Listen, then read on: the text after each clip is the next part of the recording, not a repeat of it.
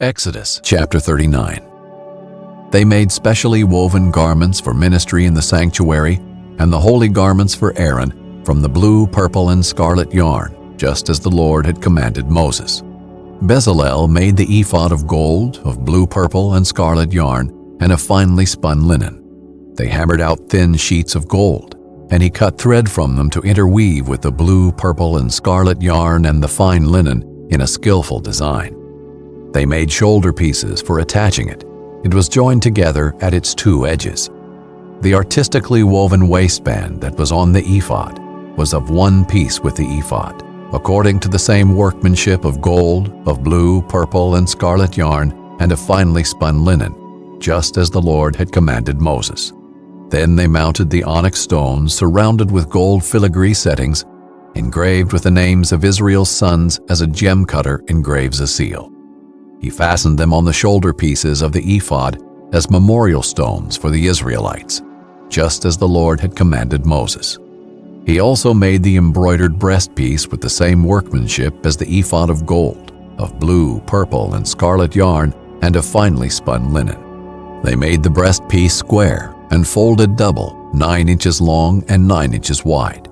They mounted 4 rows of gemstones on it. The first row was a row of carnelian, topaz, and emerald. The second row, a turquoise, a lapis lazuli, and a diamond. The third row, a jacinth, an agate, and an amethyst. And the fourth row, a beryl, an onyx, and a jasper. They were surrounded with gold filigree in their settings. The 12 stones corresponded to the names of Israel's sons.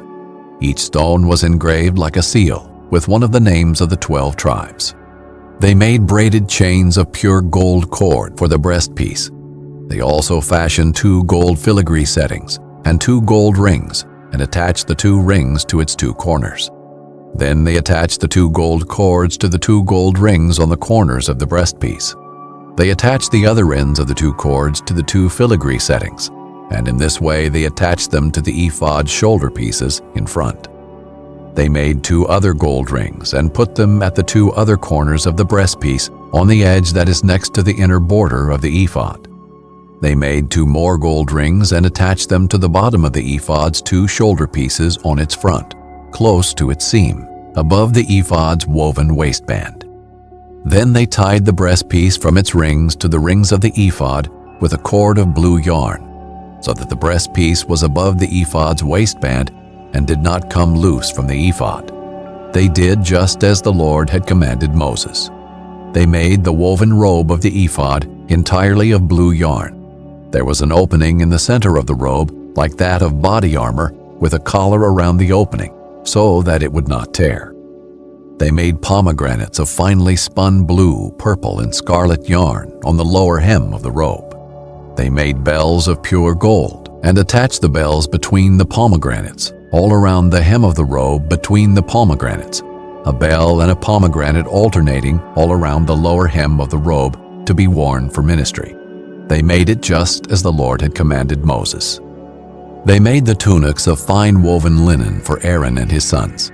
They made the turban and the ornate headbands of fine linen, the linen undergarments of finely spun linen, and the sash of finely spun linen expertly embroidered with blue, purple, and scarlet yarn.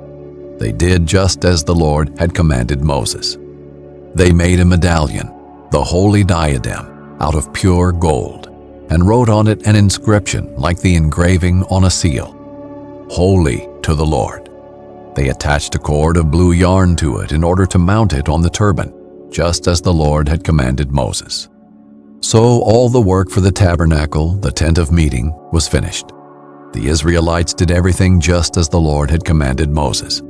They brought the tabernacle to Moses, the tent with all its furnishings, its clasps, its supports, its crossbars, and its pillars and bases, the covering of ram skins dyed red, and the covering of fine leather, the curtain for the screen, the ark of the testimony with its poles and the mercy seat, the table, all its utensils, and the bread of the presence, the pure gold lampstand with its lamps arranged and all its utensils, as well as the oil for the light, the gold altar, the anointing oil, the fragrant incense, the screen for the entrance to the tent. the bronze altar with its bronze grate, its poles, and all its utensils, the basin with its stand, the hangings of the courtyard, its posts and bases, the screen for the gate of the courtyard, its ropes and tent pegs, and all the furnishings for the service of the tabernacle, the tent of meeting, and the specially woven garments for ministering in the sanctuary, the holy garments for the priest Aaron, and the garments for his sons to serve as priests. The Israelites had done all the work according to everything the Lord had commanded Moses. Moses inspected all the work they had accomplished. They had done just as the Lord commanded. Then Moses blessed them.